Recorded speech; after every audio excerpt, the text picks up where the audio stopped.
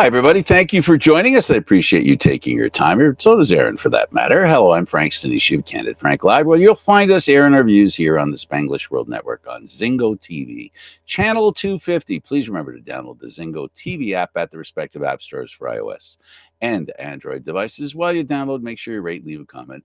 Both apps are absolutely free. Zingo TV is available on Google, Chromecast, Amazon Fire, Fire TV sticks, Roku sticks, and also on all smart TVs 2016 forward. We can almost stop saying that. It's been going on for so long. Now on Candid Frank Live, joining me is Aaron William Freeland. Hey, Aaron. Hey, Frank, how are you? I saw by you the nod of your head that you agreed. Yeah, we're getting to that point 8 years on with the planned obsolescence of these televisions. We're pretty much done with that, I think. Yeah, they're pretty much all, they're all smart TVs. They're just some are smarter than others. The operator's not necessarily so. And by operator, I know you mean me. So okay, thank you for that. I really appreciate it. Acknowledging our mortality is important, Frank. Absolutely. And our idiocy too. It's always good to do that too. All right, let's talk about the CFL, and Ferguson talks about the 5 best CFL fits for Nathan Rourke. I'd start with the Argos, but go ahead. Well, technically, if he comes back, he could be with any team.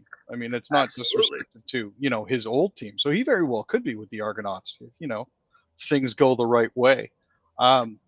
It's interesting. He had a fantastic 2022 season. Rourke actually currently has a workout lined up with the Atlanta Falcons, who tried to claim him off waivers not too long ago before the Giants beat them to the punch. But regardless of how that actually ends up playing out, I expect he'll continue to explore all the NFL options that are available to him. I mean, I'm confused, Aaron. Oh, no, I'm confused because all these teams want him, right? They go out of the way to bring him in, but none of them seem to want to play him. I don't know. I'm confused. I'm just confused. You and me both, Frank. I've been wondering about that for a while now. I mean, the guy's got boatloads of talent. It's just, I guess it's just not finding quite the right fit. I don't know. I don't know. We saw him the one time he played in an exhibition game. He had a memorable outing. I mean, the kid can play. He's great. And, they're getting in the way of a CFL team being able to bring in a real star player, right? And hey, if a team like Edmonton picks him up, all of a sudden you've got real competition for a playoff spot in the West, and that would be nice. That's true. But BC would also be a great fit for him. Yeah, but they don't need him. Well, not necessarily. No, they don't need him. I'd want to see him go to. The only reason I'd want him to go to the Argos is so that the Kelly thing can fade away. I'm not trying to criticize the kid, the young man, and what he's been through, but at some point that's not going to go away. Everything that happened is going to simmer, right? It's going to simmer, and there's going to be something that happens that he may or may not have done. But if it smells like he did it, we're going to go through everything all over again. So, and I'm not really sure if that'd be fair to him or anyone else. You know what I mean? Well, I mean, the fact of the matter is, while Cameron Dukes has been an admirable fill-in, he's been a fill-in. Well, he's been a fill-in, exactly. Nick Arbuckle has served as a stopgap, but I don't think he's part of their long-term plans by any stretch of the imagination. I got some media guys that really don't like him. Like they just said, I don't understand why they're even trucking him out there. I just don't get it. I personally think that, there's a relationship between him and the coach, the head coach. And I think that's the part that keeps him around. And until they're sure they have a number one quarterback, you're going to keep an experienced guy like him around. And now that you can have 3 quarterbacks in camp, why not have another guy that could be a starter? But you and I both know that he hasn't been in the lights out. No, unfortunately, he hasn't been. I mean, one of the other options that is available is Winnipeg. I mean, Zach Collaros is far from being washed up. Chris Trebler is, he's popular enough with the fans and an appealing piece, but um, the Bombers could solidify uh, their situation for years to come, really, by pairing defense with with Nathan Ward. That's a definite possibility. I know Bo Levi Mitchell has been having fantastic. Well, I like where Hamilton's at now. I like where he's at now. He threw for 5 touchdowns. I know it was against a team that has a long history of losing, but they're better than their record indicates. And we talked. Remember the last couple of weeks we talked about how close they've kept their games with all the opponents, even though Mhm. they lost. We talked about like an average of 3 or 4 points a game in losing. The average of all their losses. Last week kind of blew that thinking out of the water a little bit, I think. It's true, but like I said, for the most part, they've been right there. But it's one of those things where Trevor Harris, for Saskatchewan, for example, Trevor Harris isn't getting any younger. Shea Patterson, um, I don't think he's a long term solution for them He's either. been magical. He has been, but the question is he a flash in the pan or is it more long lasting than that? And that's Well, therein lies the gauntlet that quarterbacks in the Canadian Football League have to run. The first thing you have to do is learn about the game, and that takes time. That takes years, literally. And then when you get a grip on it and you start to look a little successful, the next challenge, a part of the gauntlet, is the fact that the defenses and the defensive coaches in the Canadian Football League figure stuff out and throw monkey wrenches into a quarterback's positive play. And the question then becomes, can they overcome the adjustments on a weekly basis that defenses throw at them? And that's what makes great quarterbacks in the Canadian Football League, like Collaros, and even Kelly. He had his year last year. Other great quarterbacks. That's what happens is they begin to play great no matter how much the defenses figure them out, and then they adjust. And that's the thing that the quarterbacks need to be able to do. When we talk about Patterson in Saskatchewan, it's how does he adjust once they figure out what he's doing now and how to make it not happen, and then does he have the ability to adjust? So yeah, we do know that our Canadian quarterback in the NFL has the ability to adjust. He was an MVP, so he'd help the Canadian Football League. And who doesn't want to help the Canadian? Who doesn't want to see the Canadian Football League helped? exactly. Plus, also, I mean, can you absolutely imagine how crazy it would be if MLSC threw all of their marketing might behind this kid? He has he has not been a problem with any of the teams. We haven't heard. We didn't hear anything when he was in BC. He seems to keep his nose clean. And a big corporation like MLSC can do a lot with a guy like that, right? But how can they, full-throated promotion of the quarterback they have now that's sitting on the sidelines because he did something that was not nice, and I'm under explaining. I don't mean to. I just they have an opportunity to promote Kelly, and Kelly has an opportunity to prove that he deserves to be promoted. But that's what has to happen next. Is he has to prove that he has the ability to come back to the Argos and be a positive influence on the team, because there was some negativity there that needed to be ironed out. Like at the end of the day, if he has receipts and he's proven that he's put in the work to try to improve himself and he doesn't relapse, that's the most important part. This Absolutely. sort of behavior can never, ever, ever happen again. And Well, so as long as that happens, I'm fine with having him come back. I'd like to see him get a redemption arc because he is a good quarterback. I just, right, right. The point is he's got to earn. It's we everybody wants to forgive him, but forgiveness has to be received based on one's serious attempt to be asking for forgiveness and acting like they mean it, right? So that's where we're at with him. But that's neither here or there. Let's talk about the Stamps, and they've released a couple of players. So they released two Americans, Rodney Randley and Diego Fago. Uh, they've Fago spent 3 weeks on Calgary's practice roster after being signed back on July 8th. Randall joined the Stamps during the offseason after stints with the Ticats and Alouettes and appeared in 7 games this season. Um, Not 100% sure what the deal is with this. I'm assuming it's going to be one of those budgetary things again. A lot of CFL teams seem to be running into that issue an awful lot this season. So I wouldn't be surprised if that was the case. They obviously won't be in action on Sunday when they play host to the Argonauts at McMahon, but hopefully those two gentlemen will pick up with another team that could use their services. Absolutely. The Owls removed Cody Fajardo from the 6-game injured list. That's good news. There's a good quarterback coming back to the Canadian Football League. Definitely. The team announced Tuesday morning that he was going to be back yesterday. They had moved Fajardo to the 6-game injured list last week after a hamstring injury. He took him out in the early stages of their loss to the Toronto Argonauts.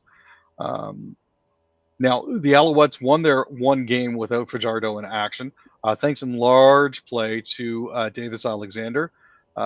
He made his first 12 passes when he got into the second half of the Owls game against the Roughies, and sparked the Montreal offense, allowing them to outscore the Riders 17-3 in the second half of a 20-16 win. He was 15 of 18 for 178 yards, and the Owls are going to be facing off against the Tiger Cats on Friday at Tim Hortons Field, so that should be interesting.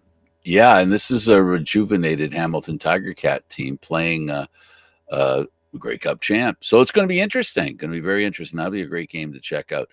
Now let's go over to the Blue Jays, where I don't know if the GM's phrase retooling fits what they've done. They've traded 8 guys, brought back 10. That's a little more than retooling, Aaron. Well, the way it looks is it looks like they've basically shipped out every pending free agent on their roster. 8 players in 6 days. They actually got 14 players back, but some of those are minor league baseball prospects, so they haven't necessarily been included because they're not necessarily going to make the roster right away. Yeah, I'm assuming that the 10 that you've listed are ones that have a shot at making the team. Yes. Obviously, Atkins was saying they didn't want to be at this point where we are trading players away. Really? Wow. Really? Yeah. Obviously, they don't want to lose, but that's the way it works sometimes. Gee, I would never have thought of that statement coming out of anybody's mouth. Really? I mean, you don't want to do this? You don't want to trade 8 players away? You don't want to be in the position where you have to trade 8 players away? So, Kiermaier's got a new home with the Dodgers. Trevor Richards. For him. Yeah. He's got a new home with the Minnesota Twins. IKF, or Isaiah Kiner Falefa, has gone to Pittsburgh. Justin Turner and Yimi Garcia have both gone to the Seattle Mariners. Nate Pearson went to the Chicago Cubs. He plunked somebody in his debut. He got kicked out of the game. In his first game. Danny Jensen's with the Red Sox now, and Yusei Kikuchi has gone to the Houston Astros. I read that was of all the trades that were made, that was the one that returned the best players. From what I'm hearing, it does sound like that. The ones that I'm kind of upset about, both Turner and Danny Jensen both just had kids, and that's like less than 3 months ago. It's going to be tough on the family to move, but I can see them doing what they had to do. I mean, in return, we're not getting a bad crop. We got Ryan Yarbrough back. He's a left-hander from the Dodgers. We got Jay Harry from the Twins, Charles McAdoo from the Pittsburgh Pirates, R.J. Schreck from the Seattle Mariners, along with Jonathan Chase. Yeah, Schreck. Okay. Can you imagine the tie-ins? Keep going. I'm waiting for those green Schreck jerseys. Seriously, it's going to happen. Come on, we had Pena Power a few years back. It's going to happen. We also got Yohendrick Pinango from Chicago, along with Josh Rivera. And the one that actually brought back the most for us was Danny Jansen to the Red Sox. We got Edinson Polino at shortstop, Cutter Coffey, and Gilberto Batista. So that's an interesting crop from them. Okay, that's it for baseball. Let's move over to the Olympics, and Canada won their soccer game. Oh, great relief too. We all heard people talking about, what the Olympics did wasn't fair. It wasn't the players that did it. It was management. You're really punishing the players, and the players turned around and went, hold my beer. Essentially, as most of our viewers will know, Bev Priestman was banned from the sport for a year. Joseph Lombardi and Jasmine Mander were also suspended, and the association handed down a 175,720 pound fine. Um, Along with this, there was an independent investigation that was started based on claims that Bev Priestman made that this sort of thing has been going on for years. Oh, wow. Yes, they were bringing Herdman into the situation. Yeah, they were. There was also an email from a staffer who refused to be part of the scouting project, as they called it. So yeah, there's been a lot of stuff that's gone on with that. I almost feel it was like I almost feel it was like they were trying to she was trying to deflect blame from herself and say, well, we're not the only ones that are doing it. Everybody's doing it, so it can't be that. Yeah. Deflect. Yeah, that's one term. I would just call it basically not taking responsibility for doing something that, Yeah. regardless of who else is doing it, you've been caught doing something that just straight up is not right. Now, if other teams are doing it, other coaches are doing it, other players are doing it, whomever's doing it, then they should be. There's been a baseline created, right? We know what it'll cost you if the Olympics catch you doing something like this, and that's what it's going to cost you. So don't get caught, or even better, let's try this: don't do it. Yeah, just play the games the way they're supposed to be played. Well, Be honest. You know the saying, right? When Houston, the baseball team went through, if you're not cheating, you're not trying.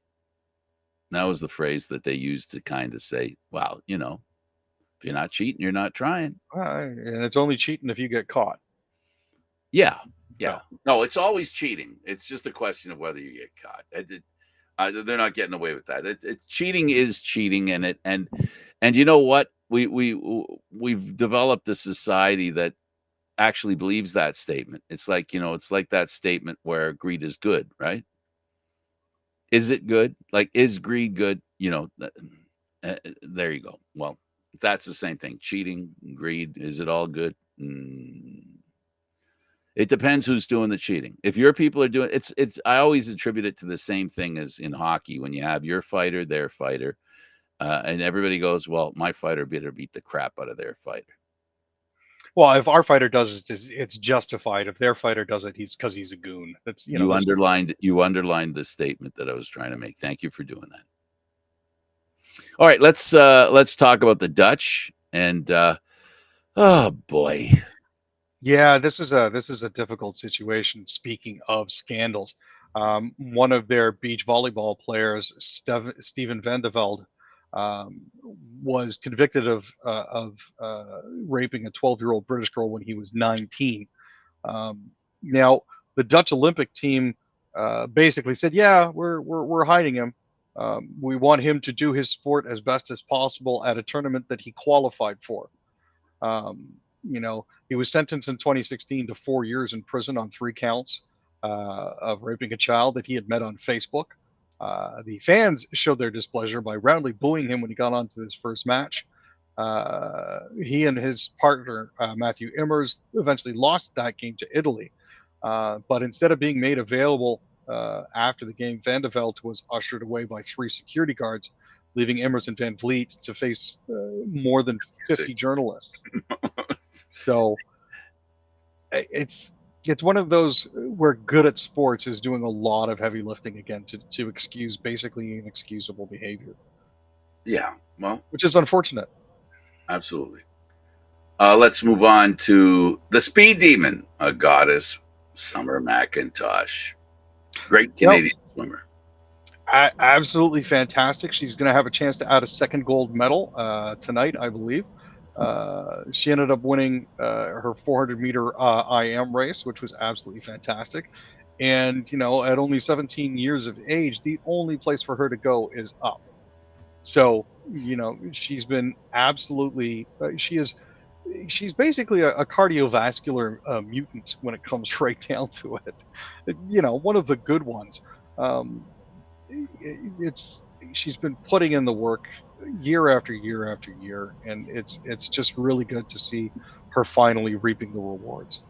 Yeah, good for her. And she does it in style. That's for sure. She really does. Yeah. Let's talk about the Paris Olympics and Dylan Brooks. So for those of you not familiar with Dylan Brooks, he is known as Team Canada's bad boy and foul leader. Um, he basically got unleashed for Team Canada during these Olympics. He played a massive part in limiting Giannis Antetokounmpo's first half performance during Canada's tournament opening win over Greece by putting up 14 points and 5 defensive rebounds in just 24 minutes of playing time. He got to do it again on Tuesday against Australia. He posted 16 points, 3 boards, and a plus 11 mark as Canada forced Australia into 11 turnovers, which is absolutely unheard of. And Brooks was just right in the middle of it. What did we say about our guy? Yeah, he's fantastic, but to other teams, he's a goon. Absolutely. Our guy. Our guy. Oh, 100% our guy. Our guy.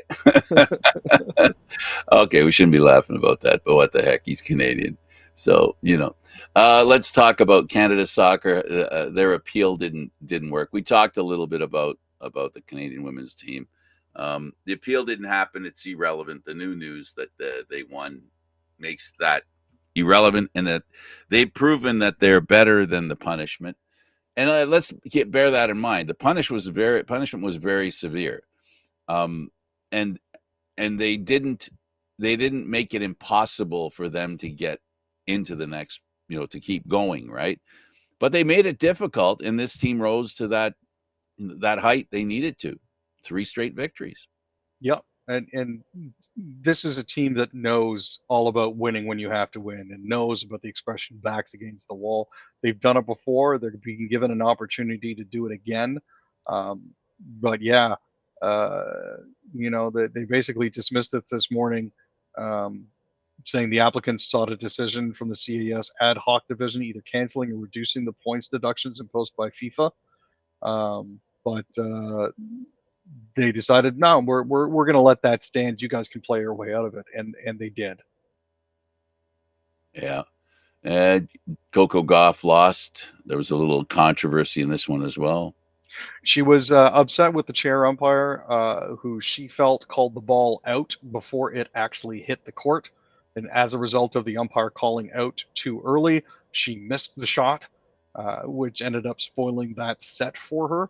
But because there is no video assisted review, there's nothing that can be done at this point. So it sounded like an overeager umpire may have pulled the trigger a little too soon, but that's where it stands. So Coco is unfortunately out.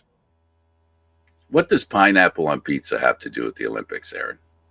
Well, as every full-blooded Italian knows, pineapple on pizza is a blasphemy and a travesty against God. However, in this particular case, Hong Kong fencer Chung Kia Longs beat Italy's Filippo Macchi at the Paris Olympics in fencing.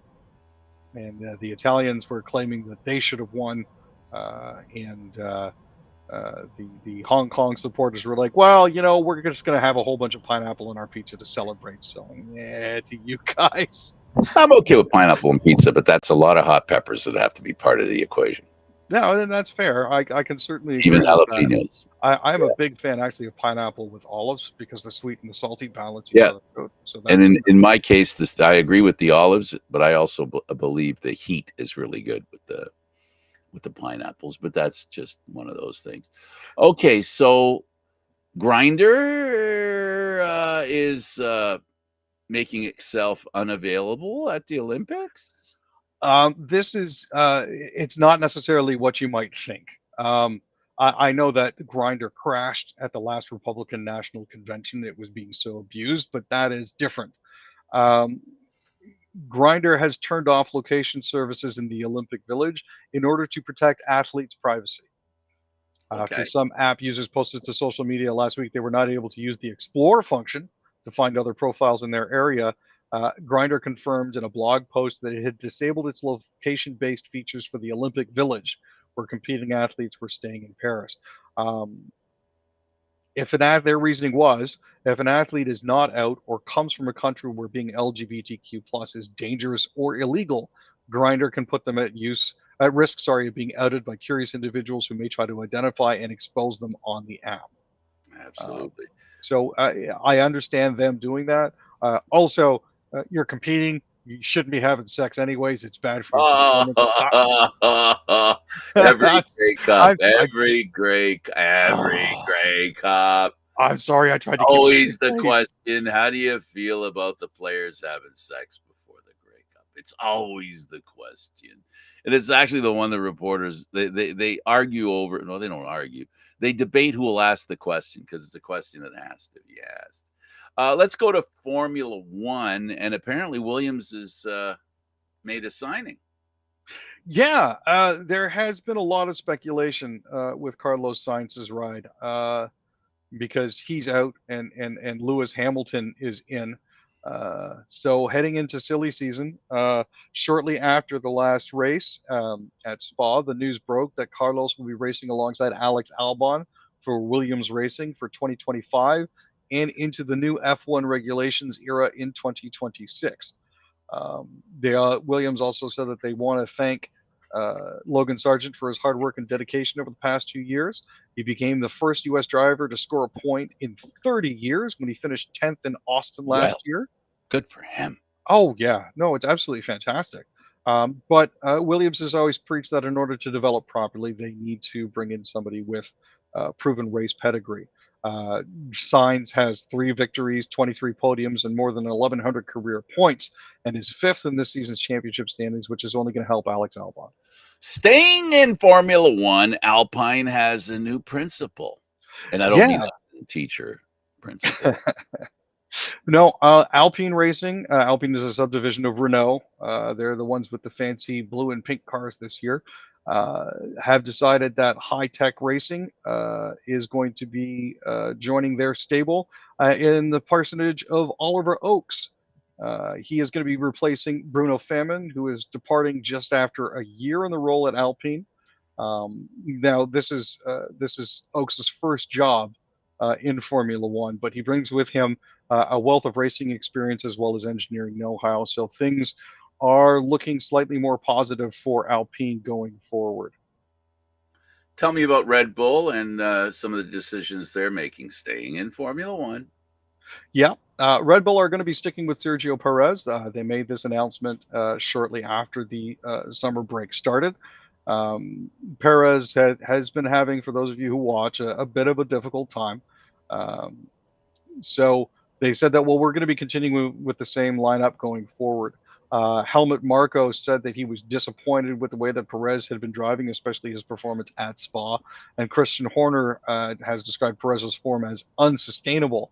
But the fact that he qualified up near the front and managed to keep himself in the top 10 to get points provides a little bit of certainty. Plus, they just re-extended the guy. So to ditch him, at the halfway mark of the season. May not be counterintuitive.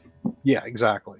All right, let's talk about the PWHL and Toronto in particular. If we all remember, Toronto's best player got hurt during the playoffs, and the whole thing collapsed on them. They're hoping maybe a new assistant coach will protect them against something like that. They're hoping. Jim Midgley was a head coach in the QMJHL last season. He spent last season as a head coach of the Halifax Mooseheads. Now, that was his second stint with the team. He previously served as a head coach during the 2017-2018 season before the promotion and was an assistant from 2011 to 2017. The Mooseheads won the Memorial Cup in 2013. And Midgley was also a member of the New York Rangers bench staff as an assistant coach from 2021 to 2023. So this is an opportunity for him to bring his knowledge of that there. He's also spent time with the Philadelphia Flyers and serves as an assistant coach with the DEL's Eisenhorn Roosters and the Q's St. John Sea Dogs. So he's bringing a wealth of experience with him, and we'll be interesting to see what he brings behind the bench. Absolutely. And the cock crowed 3 times. Always laughed at that in the Bible. The AHL All-Star Nick Patan has decided to go to the KHL. Yeah, Oops. Okay. So that's Nick Patan has decided to go to the KHL. And as you all may know, he's a former Maple Leaf and, a good player. But, now let's see. I'm going to get Aaron's stuff and I'm going to try and keep up what he wanted to do. Um, Apparently, the bank rates cut their interest rates, and they're hoping there'll be a rise in prices, vehicle sales, and stuff like that. And yeah, so that's one of the things they're doing. Also, let's see, Aaron, what else did you have here? Needless to say, I wasn't prepared to do this, but I'm more than willing to give it a go. Solar storms could spark bright auroras across Canada this week. There are some people who really missed some light shows up here. We had a great light show a few weeks back, and a lot of people missed it. It was late at night, early in the morning, and it was a lot of fun. So there'll be a lot of that going on. Also, we have Amnesty International names Worsthoften Chief Canada's first prisoner of conscience.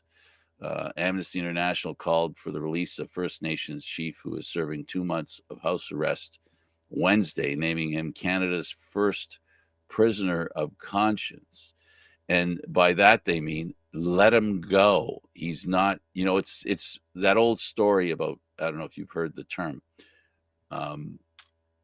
Oh, good trouble, I guess, is the best way to describe it. He's a person who's gotten into some good trouble. Hey there, Frank. I'm back. Can you hear me? Yeah, we're up to BC and the way the heat is. Oh, perfect. Sorry about that. I glitched. No worries. I muddled through a few things and didn't do as good a job as you would do, obviously, but it's done. Well, the good news is recent rains and cooler temperatures have actually knocked down wildfire activity in parts of BC, especially in the north. But another hot and dry spell is expected to settle in across the southern interior, which is what interior officials said Tuesday. Sorry. Emergency Management Minister Bowen Ma said that the weather has offered much needed relief to communities and firefighting crews. Several evacuation orders and alerts have been listed around the Antler and Shetland Creek blazes. There are currently about 1,350 people who are currently under evacuation orders, primarily in central Kootenay. Another 2,800 people have been told to be ready to leave on short notice. Now, conditions have improved to the point where the province is lifting campfire bans in the Prince George and Northwest fire centers, effective noon Thursday. But the prohibitions will be reinstated if conditions change for the worse or if people get stupid when it comes to their fires. In Coots, Alberta, there's a murder trial you want to tell us about. This has been ongoing since the trucker blockade a couple of years back. Justice David Lebrance told jurors to focus on the evidence that's in front of them concerning Anthony Olenek and Chris Carbert.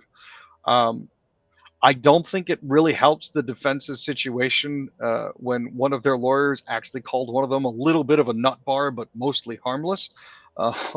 We'll have to see how that goes. Jurors saw a lot of text messages exchanged between protesters who characterized, the blockade as a last stand, with one saying he was prepared to go out in a body bag. The judge told jurors that to convict on the murder conspiracy charge, they have to find that there was collusion to commit violence, and if so, that Olenek and Carbert were part of it. So they've been given their instructions, and they're going to be going to the jury for deliberations later today. Explain to us why Colombian President Pedro wants Venezuela's Maduro to release detailed vote counts from election. I assume it's the Venezuela election that he wants. Yeah, so Venezuela had a general election on Sunday. At one point, the opposition, meaning not Maduro, was actually up by 30 plus points in the polls. And then what happened? Well, a lot of the voting boxes got stolen by masked thugs, and suddenly the government was declaring that they had won. So a little bit of cheating and collusion going on there. They even staged choreographed celebrations to try to drive the point home. But there's been a lot of reaction to that. There's been the tearing down of statues. There's been mass protests of hundreds of thousands in the streets. So Colombian President Gustavo Petro joined 4 other foreign leaders in urging Maduro to release detailed vote counts. Brazilian President Luiz Inácio Lula da Silva, along with Joe Biden, called for the immediate release of full, transparent, and detailed voting data. But unfortunately, the fears are out there that some of it might never come to light, just because the evidence will have been already destroyed. Um, what do you do about something like that? I mean, you know what I mean, Aaron? I mean, you can't go into a country and say you got to have a free and fair election. You know what I mean? Like, you can't go in there and do that. Or if you want to, how do you go about doing something like that? This is a tough thing to do. And well, how do you do it? I got another question, but I'll drop that one first. How do you do this numbers check? Like, how do you make it work? See I that, mean, and that's the problem, right? Once the polling boxes get to where they're being counted, and everything is unsealed, there's no way to preserve the integrity of the ballots. There's no way to ensure, that nothing uh, underhanded is being done, and that's the real problem that we run into. Um, I know our producer is saying that a lot of it was electronic, but there's a footage out there as well of masked individuals carting off boxes full of votes a lot of the favored way to vote is paper, because paper you can count. I understand about the electronics, but sometimes the simple thing is, and here's what I'm going to say about it. How do you help Venezuela be a democracy? I believe, Aaron, the answer is simple. No, it's not simple. That's not wrong. That's oversimplification. The way that it works, the way it has to work, is that the more democracies are saved around the world, the harder it is for the autocracies to take over. If being an autocracy doesn't work, right, it helps other countries to make it not work as well. So my point being that America is the shining house on the hill, right? That's how they sell themselves. And if they have a free and fair election, and even under the duress that they had last time, we know now, looking back, that there was a clear attempt by Trump and his cronies to steal the election, all the while claiming the election was stolen. And then they created some rules to try and protect it. Essentially, what I'm saying is the America can lead by example. And what happens is, and I believe this wholeheartedly, if America or other countries prove that democracy can work and they can fight people who cheat, those examples will cause places like Venezuela, for the people there to believe they can fight the crooked nature of their leadership, right? And that's how democracy wins. That's how we as people survive, that we support each other by being a better example of how to do things. No, for sure. And this upcoming election in the States is so important for that, right? And Yeah, I know absolutely. everybody says it's a bellwether, and this is literally the canary in the coal mine. If they can't come around to doing it, then that's the problem. Well, if America can't maintain democracy in a way that is transparent, and that's the key word here, that is transparent, right? And in its transparency, denial of election results becomes more difficult, then democracy stands a chance. Um, well, what we're looking at right now, for example, in America, what we're seeing right now is there is an Asian uh, brown woman running for president against a white supremacist. And anybody who thinks that Trump isn't anything like that isn't paying attention. Recently, Trump's been saying out loud at least a half dozen times in the past week or so, if you vote me in this time, you won't need to vote me in next time. I don't know how many people have to hear that and not understand what that means. Well, there are folks that are trying to explain that away, They always do. because there are term limits. If they do vote him in again, they won't be able to vote him in again because he'll have had his second term. That is one way that they've been trying to explain it. The more insidious and Project 2025 endorsed way is that he's going to be a dictator.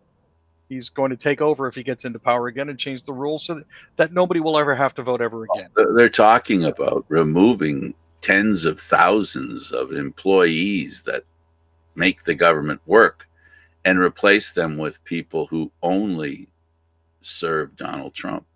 Yeah, loyalists. It is a quiet coup. He's attempting a second quiet coup.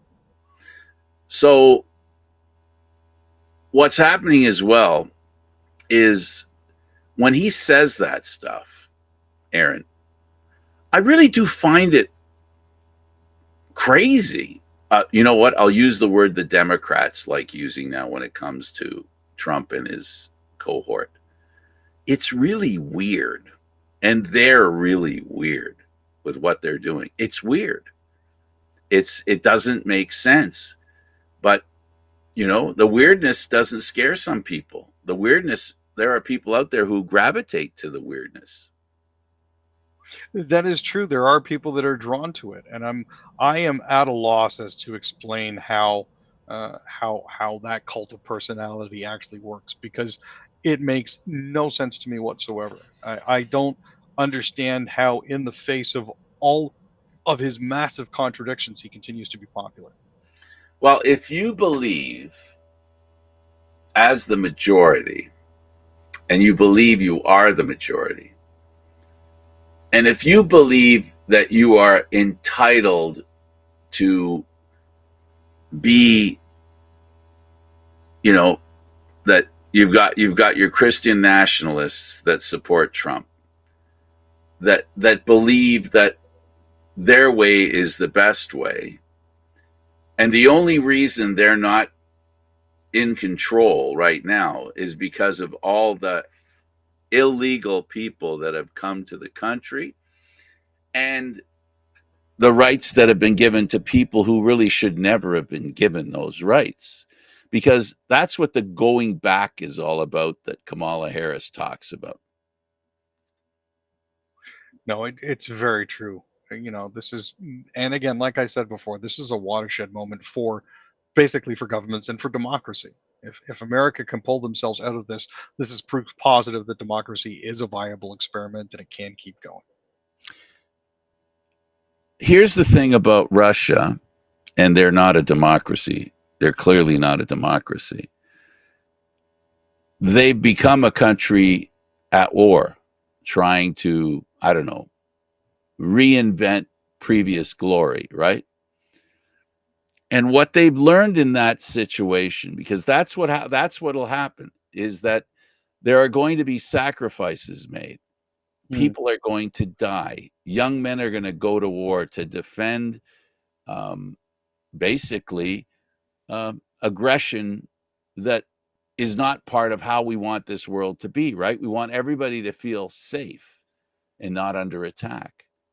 And this is what's scary for me, not as a person who may be asked to sacrifice my life if I was in that situation, but the young people that don't deserve to go through that, like those young men that are going through what they're going through and dying in a war against Ukraine.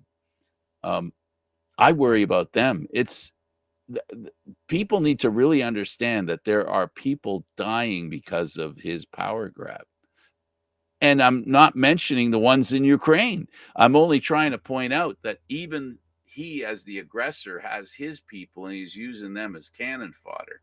And that's the truth. There have been a lot of high-ranking officials who have mysteriously fallen out of closed windows in Russia. You know, Putin seems to yearn for the days of the strong men, and the only way that that can be achieved, like with the states, is basically perpetual war, which is never going to work. Well, you know? It's something that blows my mind that we live in a world today where young men and women, I'm not sure in Russia whether there's that many women when they were a communist country, they put on the airs of women and men were equal, right? And did the same thing. I'm not sure in this regime that he runs. I haven't heard really a lot about the women going off to war. So democracy is for me what it means is how to have conversations that keep us at peace. That's what democracy means to me. It means an opportunity to discuss things so that we do find peace. No, for sure. I agree with you on that. It's again, it's one of those things that you look at the results and what they're trying to achieve, and it's hard to reconcile taking that route to get to your destination. You know what I mean? Where's your money on who's going to be the vice president, or who's going to be up to be vice president with on the ticket with Kamala? From a strictly chaos perspective, at least with what it would do to conservative brains, I would love to see Pete Buttigieg get the nod. Oh, that won't happen. No, for very obvious reasons it won't. He's been considered. I really believe. I don't think it's a coincidence that next week they're going to be going on tour in Pennsylvania, and they've already announced that next week the candidate for vice president on the ticket for the Democrats will be going on tour in Pennsylvania with Kamala Harris.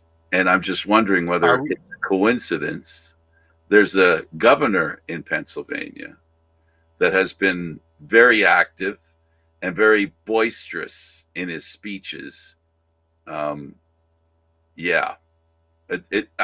think it's pointing to that, but they could bring somebody in who isn't from Pennsylvania and then have that governor tour with the two of them to help, But I suspect I don't think it's a coincidence. It sounds like the fix is in.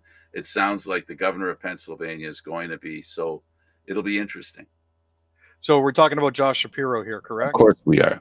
Yeah. No, Roy Cooper was another name that was floated, but again, the issues that arise with that are the whole, what are the Republicans going to do behind their backs?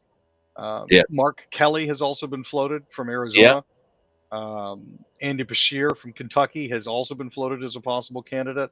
Illinois Governor J.B. Pritzker has also been floated, as well as Michigan Governor Gretchen Whitmer. She doesn't want it. No, she's made it clear that she doesn't want to be part of an all-female ticket. I can understand and appreciate that, but it would, again, it's all about making things interesting. I for one would embrace the chaos. I get what you're saying, and for me, it's about winning the election, and right now the difference, what the trends that have happened since Biden left and Kamala took over, the black states, the states where there's a heavy influence of black individuals, Kamala Harris is doing better there, and that would be like the Carolinas. And other places where the black community is larger. Mm-hmm. So they're doing better there. Where they're going to need help is in places like Pennsylvania. I don't know if they can get Ohio. That would be, if they get Ohio, if next year, if the Democrats get Ohio, that'll mean they'll probably have a pretty good clean sweep in the election, because Ohio's, I think, the most difficult one for them to turn over. But they've done all these, they've figured out that right now Kamala's trending and Trump is trending in the opposite direction. And the biggest thing that I'm hearing and that I'm feeling is that Trump's losing being the center of attention. Have you noticed? And I can't imagine him liking that. He's not happy about it, to say the least. I for one am enjoying seeing his people reposting stuff from his Truth Social that's written in all caps. I don't know if you saw any footage, but he was at a conference today for the National Association of Black Journalists in Chicago. Oh, that was a firestorm. Oh. That was a melee over there. He was supposed to be on stage for about 60 minutes. His handlers pulled him after about 35. There were protests planned. I haven't seen it. I don't know what happened, but the last I heard, there were protests planned. Well, we'll have to see how it all falls out. I haven't seen anything additional. I haven't had a chance to look at any of the footage from the NABJ conference, but from all accounts, it sounded like a tire fire. Yeah, and there are you can't look at ethnicity and assume that every ethnicity has one view. Hmm. We know that we become a world because of inclusiveness, something that we all, well, no, we don't all want, but for those of us that want inclusiveness and to see that people have, equal rights, whatever, and the more we try to do that, the more there's going to be people who normally would not favor a party actually going for the other party because hey, once we start figuring out that we all have a choice to make and we don't need to make choices based on what people tell us, the more independence there will be. And this is what happens. It's happened historically with every immigrant group, right? They don't all fall in line with the, like, for example, in Canada, they don't, there was a time when, for example, my community, the Italian community, were solidly liberal. That isn't true anymore. Now, shifting demographics are always a very big concern. I Which do is a good thing. apologize, Frank, for doing this to you. I know I had a glitch earlier today, but something has come up. I do need to step away. Okay. I will try to be back in the next 2 to 3 minutes, but I can't guarantee anything. Well, no worry. We'll just shut it down now. Everything Okay. okay? Yeah, everything should be okay. I just need to see to this. So I appreciate you having me on, Frank. I'm Yep. sorry I can't make it the full hour today, but Okay, I'll finish up. Don't worry. We're only minutes away from appreciate being that. done. No, thank you very much, Frank. You're okay. Yeah, I'll be okay in a few minutes. Okay, be okay. Thank you. Okay, that we'll let Aaron take care of his emergency, and I'll bring this puppy home, or we'll bring Eduardo in. If Eduardo wants to come in and throw his 2 cents about what we just talked about, he can do that too. I'm not a big fan of anger, hatred, and animosity, and that seems to be what we're dealing with politically nowadays. Well, you heard what we were talking about, right? Oh, 100%. You No, got some and, change you and want to throw into the equation? definitely. No, I mean, the idea that, uh, there is people out there that still think that to dominate others is the way to go is not the proper way.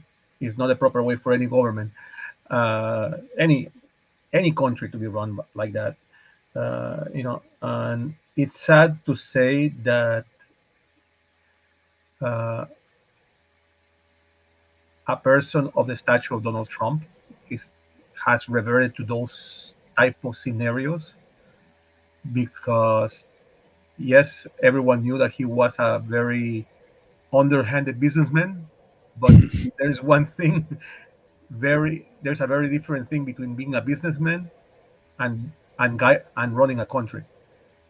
And you have when you run a country, when you run uh, the lives of people, you have to act on the best way to help them out, not to affect them. And dividing the country doesn't help anybody. Uh, Here's the way I'll interpret what you're saying, and I'll see if I can work with you on this. In a business, you're in competition to make as much money as you can and get as big a share of whatever as you can, right? As a business, that's the model, right? The model Right. is to make as much money as possible. What's been lost is that people think that that's the way, that's the way government should be run. No, that's not the way government should be run. People should get elected and come up with a plan on how they see the government should go, but they shouldn't be doing things based on helping only one group, that they should still be doing what's best for the country as a whole. And that's the difference between politics in my mind and business. Definitely no. I mean, you know, uh, you guys were talking about Venezuela. Venezuela, Well, that's a very serious topic for you, right? it's a very serious topic. No, it's not just for me. It's for millions of people that are scattered worldwide because Like of you, that have roots in Venezuela, we can say correct. that, right? Yeah. So it's sad to say that a country that had all the potential in the world is now scrambling to make ends meet I just because find that hard to believe with how much oil they have there and how much. correct. It's sad. It's sad to think that uh, that's happening, and it's happening because of power and greed. It's not happening because it's the will of the people. Venezuelans are very hardworking people, and they have always been. And you know, but as some of us say, that you know, it's the loss of Venezuela and the gain of other countries that they are gaining that population in their midst, because Venezuelans again are proving to the rest of the world how hardworking they are, and how much they can enhance the cultures of other countries. Absolutely. And, it's another one of those instances where people leave a country for a better opportunity. And in some cases with Venezuelans, and please correct me if I'm wrong, it's also their safety and their ability to have a free life and be happy, as simple as that sounds. So, I just wanted to share something with you guys, because it's very difficult to see what's happening in the Venezuelan uh, world right now. I mean, Well, what do you think of this Maduro thing and the election? Some are suggesting that the election was won by the other party, and he's saying no, it hasn't, or the government saying. so, Is there any truth to that? And So- from what you know, so from the reports that my wife received, yes, it was a victory. Not that it was a landslide in any sense of the word, but it was won by the opposition. Now, the numbers that okay, Eduardo, we got to go. This is Okay. Aaron. I want to find out why he's calling me. no problem. Okay. All right. Listen, thanks everybody for doing this. Really appreciate it.